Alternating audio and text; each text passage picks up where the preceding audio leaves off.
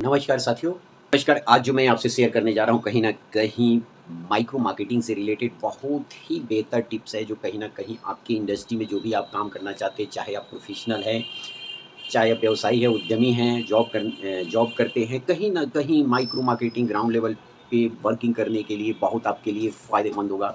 आइए इस संदर्भ में हम शेयरिंग कर रहे हैं, कुछ हम एग्ज़ाम्पल आपको दिखा रहे हैं। इस एग्ज़ाम्पल के उदाहरण के तौर पर लर्निंग एंड शेयरिंग इस प्रोग्राम का हमने नाम रखा है, लर्निंग एंड शेयरिंग। देखिए, चूँकि ये जो हम आपसे शेयर करने जा रहे हैं कोटा से रिलेटेड है। कोटा में आपको कोटा अब राजस्थान में एक शहर पड़ता है कोटा। कोटा वहाँ पे ये बात की घटना है 2005-6 की। जिसको बोल सकते हैं, इसको 2005-6 की ये बात है। उसी समय का जब मैं वहाँ पे डीवी कॉप में दैनिक भास्कर में मैं जॉब करता था।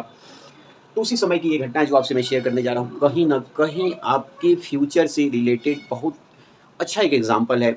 जो भी अच्छा या बुरा हो अपना कमेंट्स करके ज़रूर इसमें बताइएगा कि अच्छा लगा तब भी बोलिएगा। यदि इसमें कुछ आपको लगता है कि इसमें सुधार की गुंजाइश थी, तब भी आप कमेंट्स करके ज़रूर इसमें हमें कमेंट ज़रूर करिएगा, ताकि उससे वो हमारा कहीं न मनोबल बढ़ता है।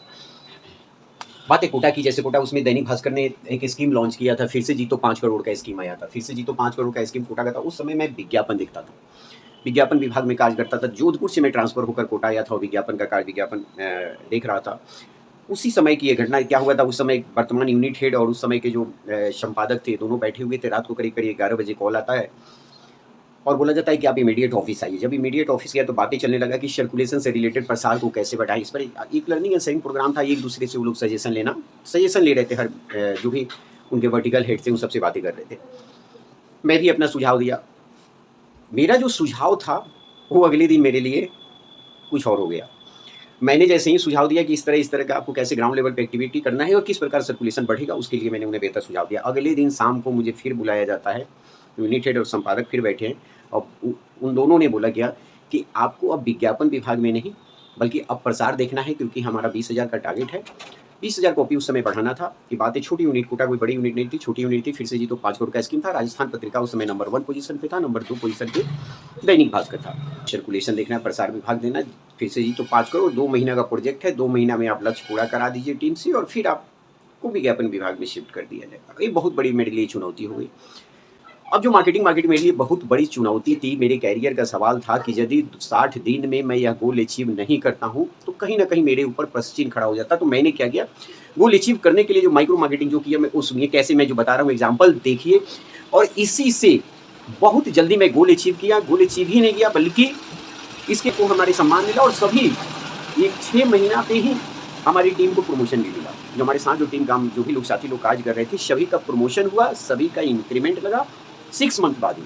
यानी मतलब कहीं न कहीं ये हमारे लिए माइक्रो मार्केटिंग बहुत बेहतर था। तो आइए आपसे शेयरिंग करता हूँ कि उस समय क्या हुआ था, हमने क्या किया था कोटा दैनिक भास्कर में टीम के साथ। तो आइए देखिए। मैं जो उस समय कार्य करता, सबसे पहले अपनी टीम के साथ देखा कि कौन सबसे ईज़ी, उनसे पूछा कि आप बेहतर किस एरिया को देख सकते हो?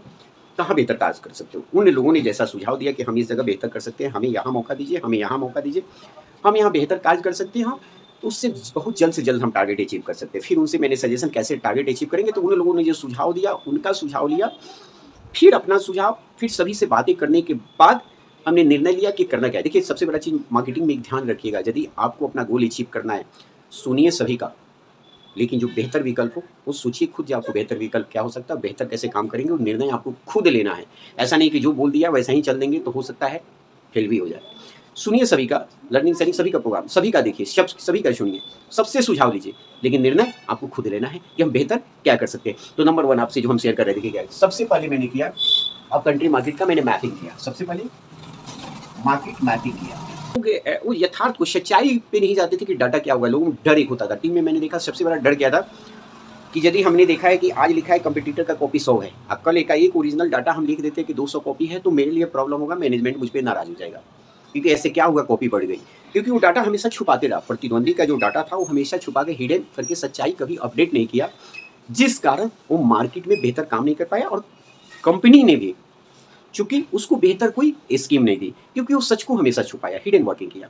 तो उस चीज़ों को मैंने दूर किया। सबसे पहला मार्केट मैपिंग किया। 3 का एक्चुअल फिगर लिया। अब एक्चुअल फिगर हमने कैसे लिया, देखिए डाटा सर्कुलेशन में अगर हम बात करें, तो इन 3 पे जो आप ध्यान देंगे, थोड़ा-सा वीडियो लंबा हो सकता है, लेकिन ज़रूर देखिएगा, फ़ायदा होगा। कि नंबर 1, अब कंट्री हम रीजन में जब गए, एजेंट, एजेंट के साथ सब एजेंट,